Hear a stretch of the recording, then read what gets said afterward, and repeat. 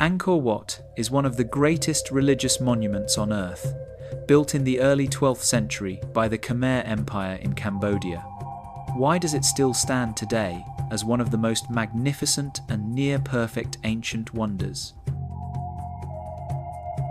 Today, we'll recreate the birth, construction, and evolution of this temple so you can step into the past and live it again.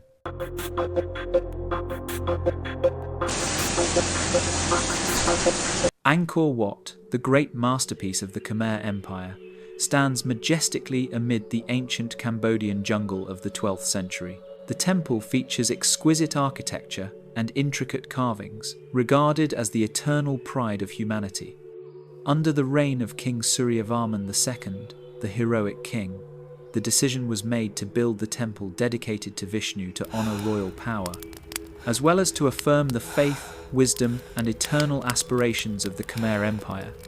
The map of the Khmer Empire stretched from the Mekong River to the Cardamom Mountains, becoming the heart of a mighty kingdom, transforming Angkor not only into a center of power, but also into the soul of the entire Khmer civilization. Thousands of Khmer workers gathered along the Tonle Sap River, eager with the dream of building an immortal wonder. The design was sketched by ancient architects on animal skin paper, envisioning 5 towers symbolizing the sacred Mount Meru. In Hindu culture, Mount Meru is the center of the universe, the abode of the gods, symbolizing the balance between heaven and earth. Herds of massive war elephants hauled heavy sandstone blocks from the distant Kulen Mountains through jungle trails. Workers used bronze chisels to quarry stone at the site, sweating profusely under the scorching sun, the clang of metal echoing through the mountains and forests. The Khmer people carved each chisel mark as if infusing their souls into the stone.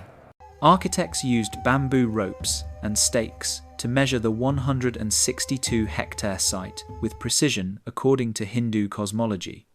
On the vast Mekong River, long wooden boats laden with sandstone blocks glided silently, oars dipping rhythmically like the breath of heaven and earth, marking the beginning of the journey to bring those stone blocks to form the heart of the empire, Angkor Wat. Hindu priests performed the groundbreaking ritual beside a stone altar, incense smoke swirling with prayers to Vishnu for protection. He slowly raised his hand toward the sky as a signal sent to the gods, praying for the work to endure alongside the Khmer Empire. The first stones were placed down at the spot that would mark the beginning of Cambodia's most glorious era in history. That moment marked the primordial milestone of Angkor Wat, the sacred and proud kingdom of the Khmer people. Hundreds of workers dug a 3.6-kilometer wide moat using bamboo hose, mud, and soil flying under drizzling rain.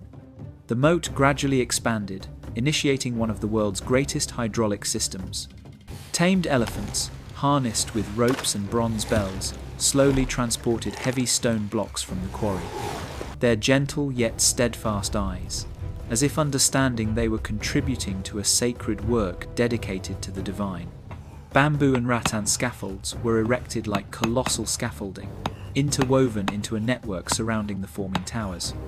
Workers used bamboo levers to lift massive stone blocks, muscles straining under the sun, unified shouts echoing through the mountains and forests. Bit by bit, the stone inched upward from the ground, dust clouding the light, a moment where human strength challenged both gravity and time. Massive elephants coordinated with dozens of Khmer workers, pulling taut, rough ropes to hoist heavy stones onto walls over 4 meters high, creating a scene of a grand and majestic construction site. They fired lime from giant seashells to mix mortar, smoke billowing from the kilns, workers fanning the flames with palm leaves. Preliminary carvings of the god Garuda symbolized light conquering darkness, knowledge overcoming ignorance. Workers rested by the newly built walls, eating rice balls wrapped in banana leaves, sharing jokes to dispel the day's fatigue, and continue writing their story. After 10 years, the outer walls were nearly complete, encircling the temple like the protective arms of the gods. Using bamboo pulleys to hoist stones to the 65-meter central tower, workers pulled ropes with united strength. The taut ropes were like the veins of the entire nation. Bamboo pulleys turned slowly, lifting massive stones into mid-air. Huge stones were fitted perfectly by hand because the Khmer believed the work offered to the god Vishnu must have no gaps, allowing the spiritual energy of heaven and earth to flow seamlessly through each block, connecting the mortal realm and the divine. Construction began on the galleries around the temple to guide pilgrims through bas-reliefs, recounting myths of gods and battles that formed the soul of the empire. The galleries of Angkor Wat were designed as a model of the Hindu universe, where the soul's journey leads to the sacred realm. After completing the galleries, they placed the statue of the god Vishnu at the center. This process required not only technique, but also absolute coordination between faith and artistry. In the evenings, they focused on the secondary towers and small shrines. On some days, workers toiled until dawn broke to finish the sacred panorama around the center, like stars encircling Mount Meru in the mythological sky. Architects tested stability by tapping the stones, hollow echoes confirming the structure's perfection as planned. After 20 years of tireless labor, the central tower stood tall, with massive sandstone blocks fitted so tightly without mortar, testament to the Khmer people's extraordinary technical skill and precision. The main tower construction was the most challenging and arduous phase, over 60 meters high, with wind and rain making movement and work extremely difficult.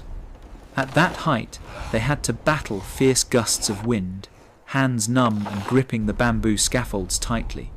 A single slip could mean falling into the deep abyss below. Torrential rain poured down, but workers still transported and placed stones, water streaming like rivers over their drenched skin.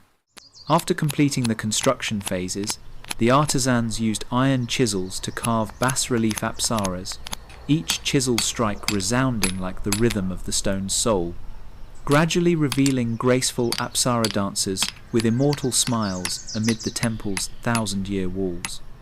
Angkor Wat is renowned for its massive and astonishingly exquisite bas-reliefs, depicting epic scenes and vivid mythological moments that seem to move across the cold stone surface. Applying a protective layer from tree resin to the statues, vibrant colours gradually emerged. This was to shield the stone surfaces from moisture and erosion, while highlighting the natural hues of the sculptures, making the carved details sharper and more vivid. All phases were nearly complete, awaiting the glorious day when the first dawn light pierced the main gate, illuminating the central tower like a sacred flame awakening from time's slumber. The grand inauguration ceremony, the king and his entourage parading into the temple, drums and gongs resounding through the heavens. In 1150, Angkor Wat, the great work was officially completed, becoming a symbol of power, faith, and transcendent wisdom of the Khmer Empire.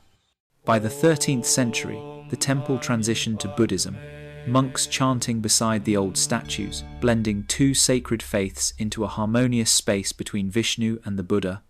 Thus, after more than 30 years of construction, from mere sketches on drawings to a complete wonder, Angkor Wat crystallized the full wisdom, faith, and aspirations toward the divine of the ancient Khmer people.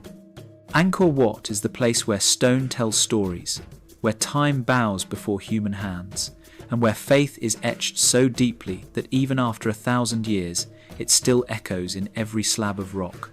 To this day, Angkor Wat stands tall amid Cambodia's ancient jungle, like a silent witness to a glorious past, drawing millions who come not only to admire its architectural beauty, but also to listen to the echoes of an immortal civilization. It is a clear testament to history of the golden milestone of a talented and resilient empire. The Khmer Empire,